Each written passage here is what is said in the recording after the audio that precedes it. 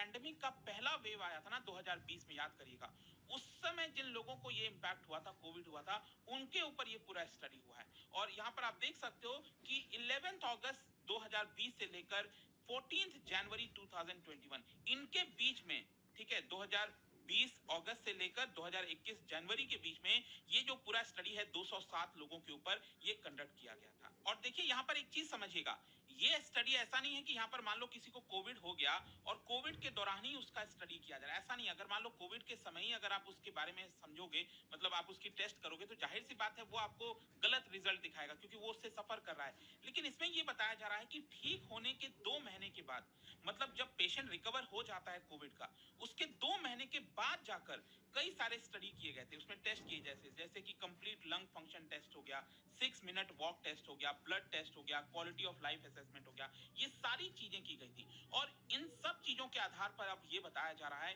कि उनके लंग काफी ज्यादा डैमेज हुए हैं, स्पेशली भारतीयों के। अब हम आते हैं यहाँ पर, इसके अंदर एक जो सबसे इंपॉर्टेंट टेस्ट हुआ है स्टडी के अंदर, मतलब स्टडी को जो फाइंडिंग्स हमें मिली हैं, उसमें जो सबसे बड़ा टेस्ट हुआ है, इसको कहा जाता है DLCO। बेसिकली क्या है, जो डॉक्टर्स हैं क्रिश्चियन मेडिकल कॉलेज में, उन्होंने